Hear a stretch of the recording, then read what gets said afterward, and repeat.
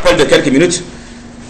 Je nous salue encore au nom de Yeshua. Nous abordons le chapitre 23. J'ai dit que nous allons sauter de 13, on arrive sur 22, 24 et 25 aujourd'hui. Amen. Le reste, on va voir aussi prochainement. Jésus, prenant la parole, leur parla de nouveau en parabole et il dit: le royaume des cieux est semblable à un homme, à un roi qui fit des noces pour son fils. Il envoya des serviteurs appelés, n'est-ce pas, ceux qui étaient invités aux noces, mais ils ne voulurent pas venir. Il envoya encore d'autres serviteurs en disant: dites aux conviés, voici j'ai préparé mon festin, mes bœufs et mes bêtes grasses sont tués, tout est prêt, venez aux noces. Mais sans s'inquiéter de l'invitation, ils s'en allèrent, celui-ci à son champ, celui-là à son trafic. Et les autres se saisirent des serviteurs et les outragèrent et les tuèrent. Le roi fut irrité, il envoya ses troupes, fit périr ses meurtriers et brûla leur ville. Alors il dit à ses serviteurs: les noces sont prêtes, mais les conviés n'en étaient pas dignes. Allez donc dans les carrefours et appelez aux noces tous ceux que vous trouverez. Ses serviteurs allèrent dans les chemins, rassemblèrent tous ceux qu'ils trouvèrent, méchants et bons, et la salle des noces fut pleine de convives.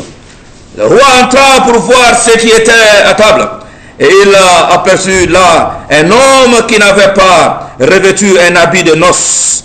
Il lui dit: mon ami, comment es-tu entré ici sans avoir un habit de noces? Cet homme eut la bouche fermée. Alors le roi dit aux serviteurs: liez-le, liez-lui les pieds et les mains et jetez-le dans les ténèbres du dehors. Il y aura des pleurs et des grincements des dents. Car il y a beaucoup d'appelés, mais peu d'ouvriers. Alléluia. Ça, c'est une grande parabole. Cette parabole parle des noces. Comme dans Jean 2, Jésus, regardez, le premier miracle de Jésus, c'était quoi? C'était au moment des noces. L'eau avait été transformée en vin. Le Saint-Esprit nous a aidé à comprendre là que la transformation de l'eau en vin, c'est quoi la nouvelle naissance? C'est quoi en fait? On a dit que c'est la nouvelle alliance qui est basée sur deux acteurs. On a l'eau et le vin. On a dit avant que l'eau reçoive, que Jésus a donné les instructions, il dit remplissez les 6 vases. Ça veut dire que d'eau, n'est-ce pas, hein? Les 6 vases, on a dit que les 6 vases représentent nous, les hommes. Nombre 6, c'est l'homme. L'homme doit être rempli de la parole de Dieu. La foi vient de ce qu'on entend. C'est la parole. Amen. Hein? Et ensuite, le vin vient. C'est le Saint-Esprit. Donc la nouvelle alliance est basée sur 2 acteurs. Le vin, n'est-ce pas, hein? Et la parole de... Plutôt, je veux dire quoi? Le Saint-Esprit et la parole de Dieu. Quand on va dans Jean 3, Jésus va dire à Nicodème la même chose. Il faut être baptisé d'eau, n'est-ce pas, hein?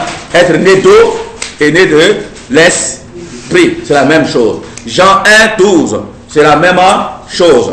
Donc ici maintenant, au niveau d'ici, on parle des noces.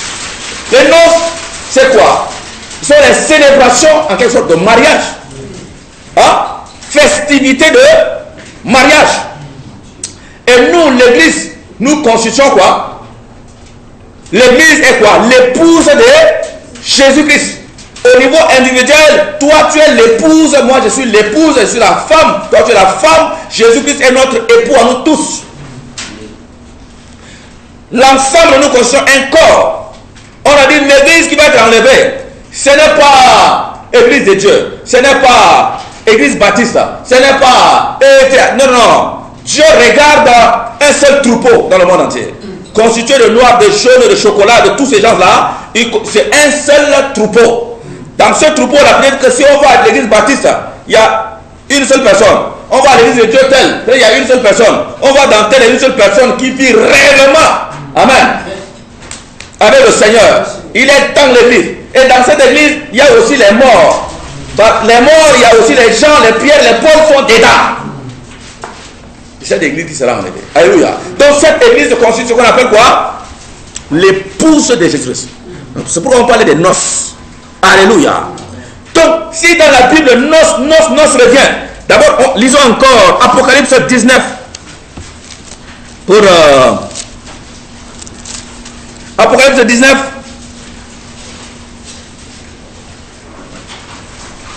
7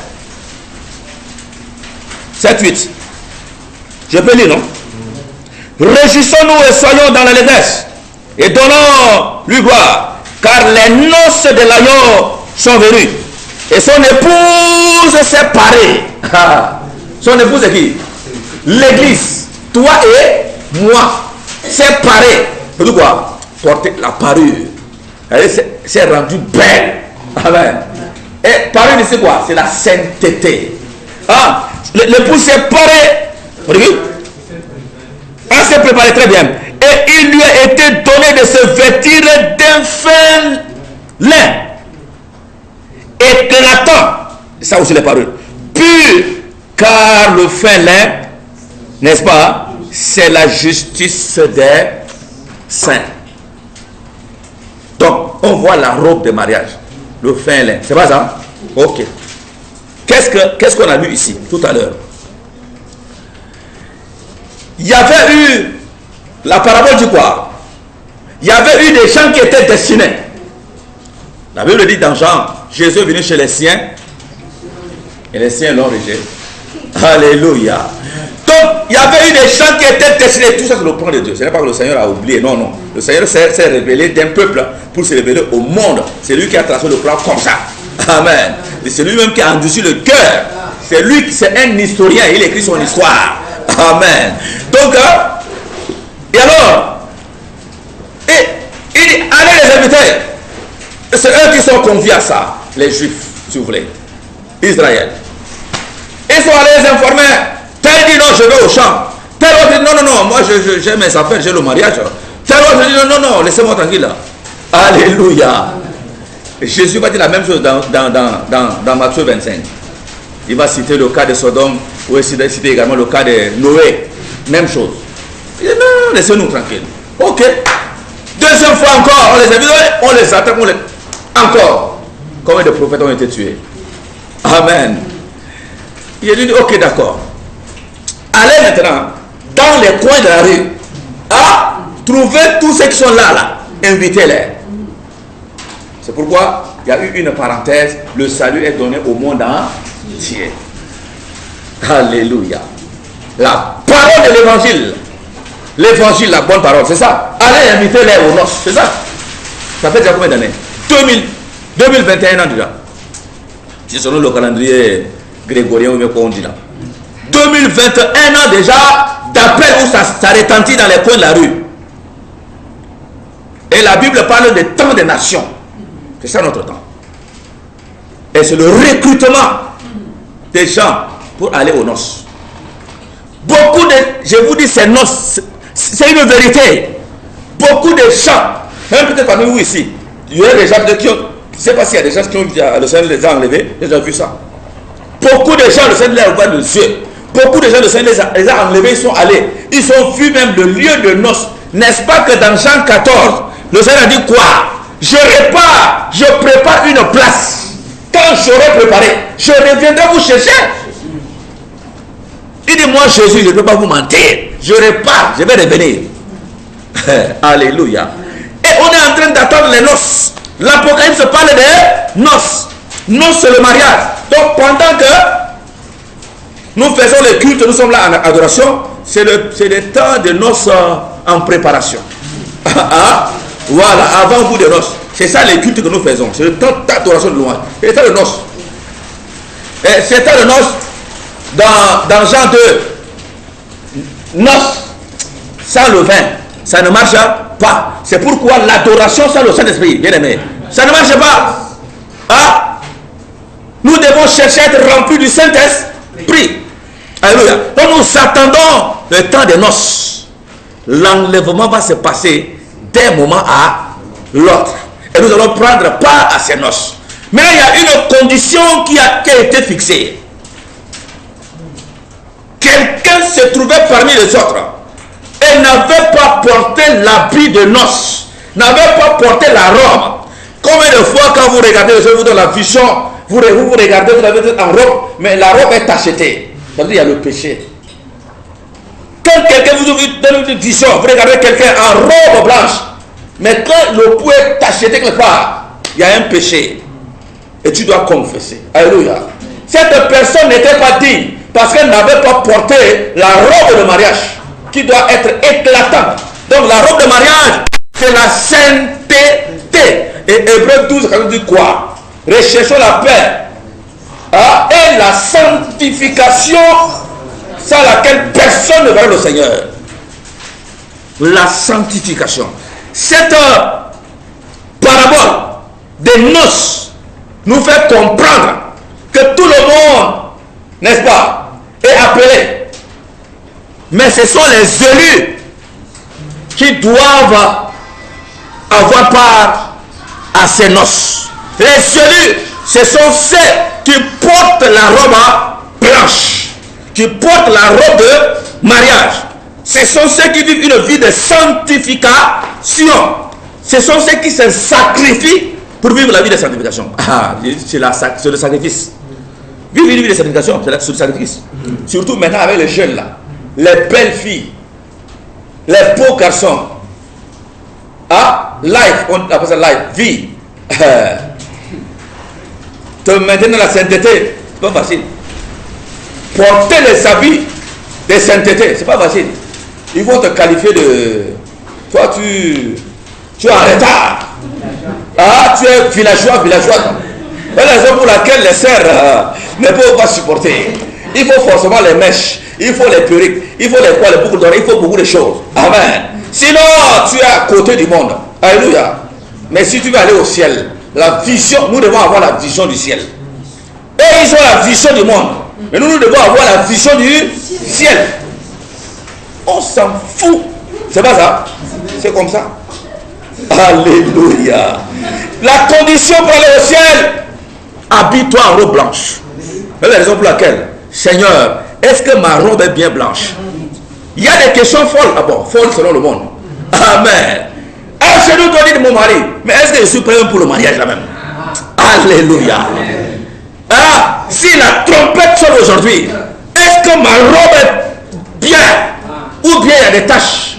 Seigneur, s'il y a des taches, révèle-moi. Seigneur, je blanchis ma robe dans ton sang. Tu creuses là où tu confesses tes péchés. C'est pour cette raison que tous les jours nous devons nous plonger dans le sang de Jésus. Demander pardon. Il y a des gens qui se voient super. Ils disent non, ils n'ont pas commis de péché. Comment ils vont demander pardon? Tous les jours là, dis Seigneur, demande pardon Seigneur.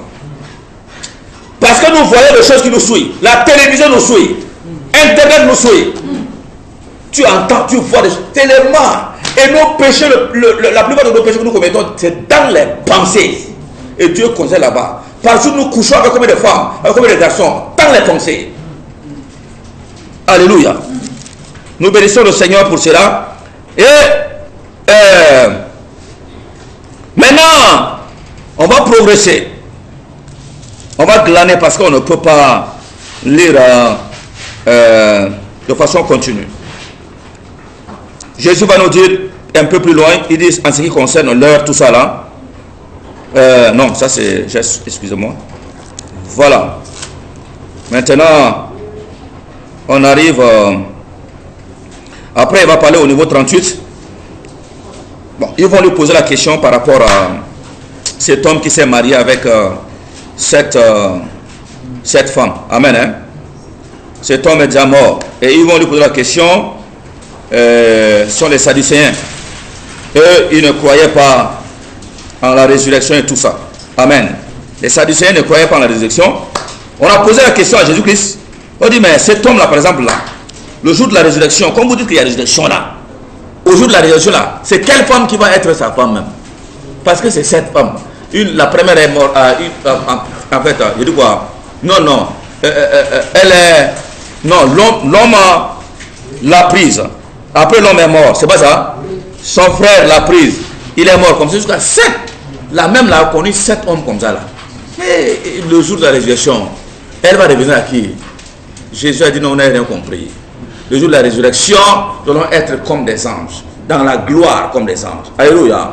Toi la femme, le Seigneur t'a utilisé juste ce sexe, c'est pour que tu donnes naissance simplement. Toi l'homme, c'est juste, c'est pour la multiplication. La science vous dit ça, c'est pas ça? Après la résurrection, on va être comme des anges, dans la gloire du Seigneur. Alléluia. Donc on va être auprès du Seigneur dans la gloire. Et alors, maintenant, on continue encore. Autre information que nous devons avoir. Les pharisiens, ils vont poser aussi la question au Seigneur Jésus-Christ. Ils vont dire, mais quel est le plus grand commandement? Amen. Jésus va répondre. Vous avez déjà lu ça. Il dit, tu aimeras, n'est-ce pas, le Seigneur ton Dieu, de tout ton cœur. C'est-à-dire dans ton cœur là. Si tu aimes ta maman plus que Dieu, tu n'es pas digne.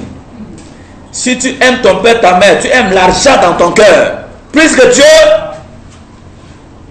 Dieu doit être premier dans ton cœur. C'est ça, aimer Dieu de tout son cœur. Très important. Et le Seigneur nous a déjà parlé de ça hier aussi. Fais attention de quelle façon tu es en train d'aimer ton mari.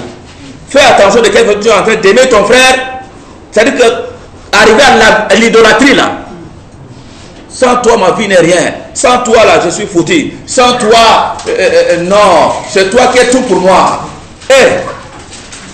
Alléluia. Ça, c'est pas le langage chrétien, on a vu hier. C'est pas le langage chrétien. Nous, on est les adorateurs de Dieu. Dieu est jaloux.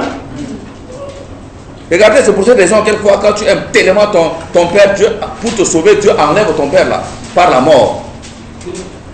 Ah, vous n'avez pas remarqué? Il y en a. Ton enfant, tu l'aimes beaucoup, non? Tu ne vas pas l'enlever par la mort pour te briser. Comme ça, tu tombes à genoux à ses pieds. Il dit, mon fils, je t'ai appris longtemps, c'est moi que tu as aimé. Et vous avez compris pourquoi Dieu a demandé à Abraham de lui sacrifier Isaac. Comment l'unique fils, tu me demandes de te sacrifier?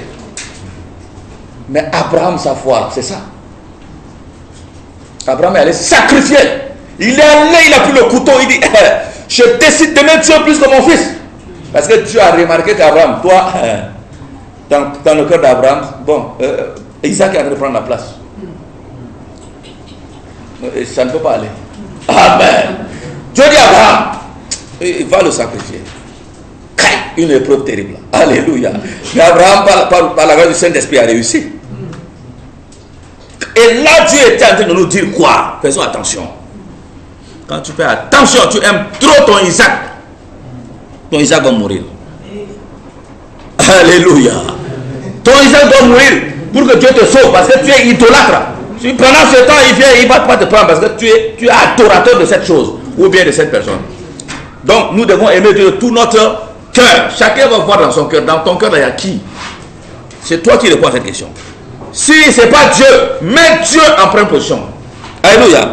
De toute sa part, quand il sort seulement, c'est l'argent dans sa tête, c'est les filles dans sa tête. Si ça peut sortir comme film comme ça, là, Dieu n'est même pas là. Dieu est très très très loin là-bas, caché. Quand il sort de son lit là, c'est business, diplôme, l'argent, si c'est là. Dieu n'est même pas là-dedans, ça ne vient pas. Et il laisse les pensées sales, souillées venir. Les belles filles là, ça vient. Telles là, les mauvaises pensées viennent et il les entretient. Il y a des pensées qui viennent, mais tu les acceptes et tu les entretiens, n'est-ce pas? Ça vient.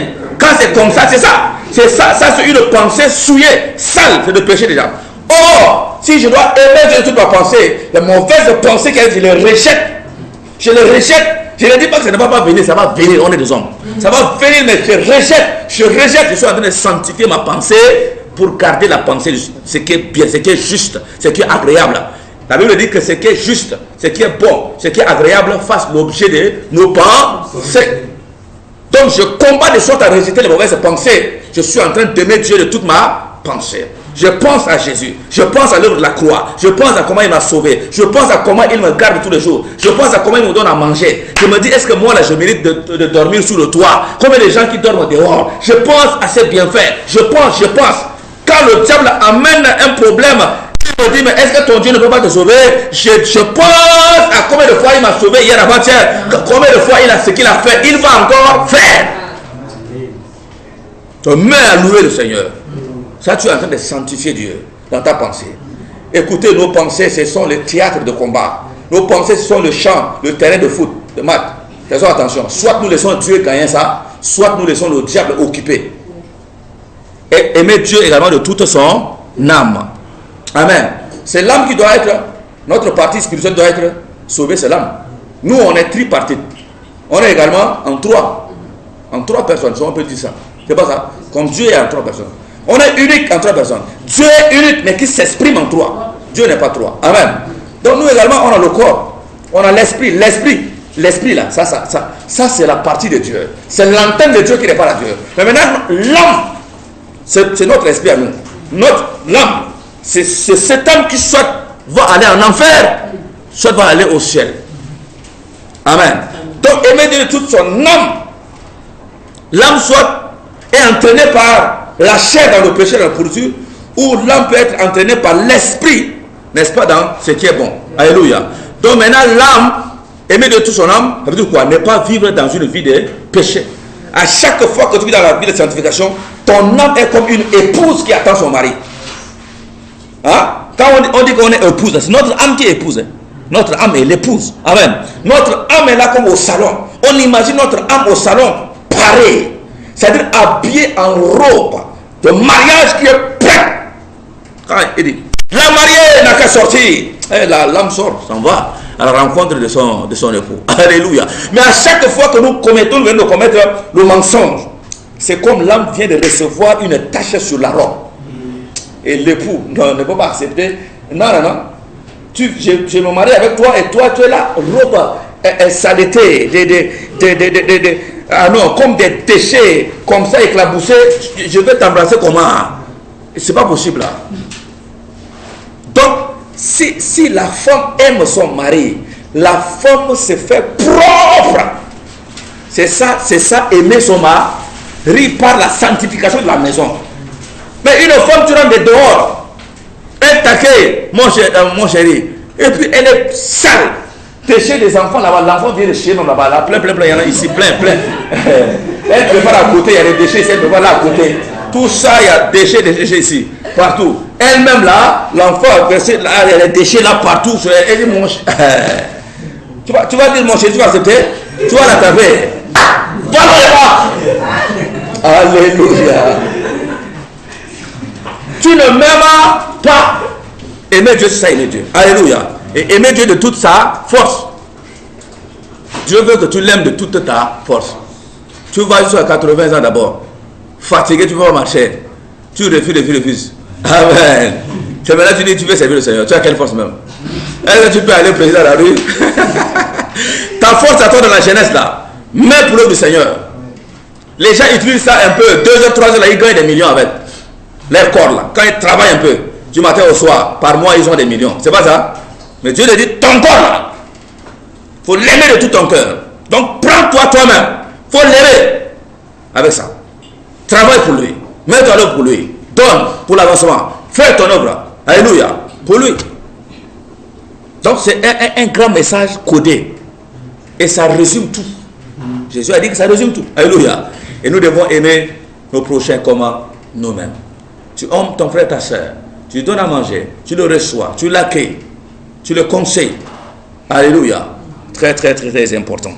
Et donc voilà, ça c'est en ce qui concerne le chapitre 22.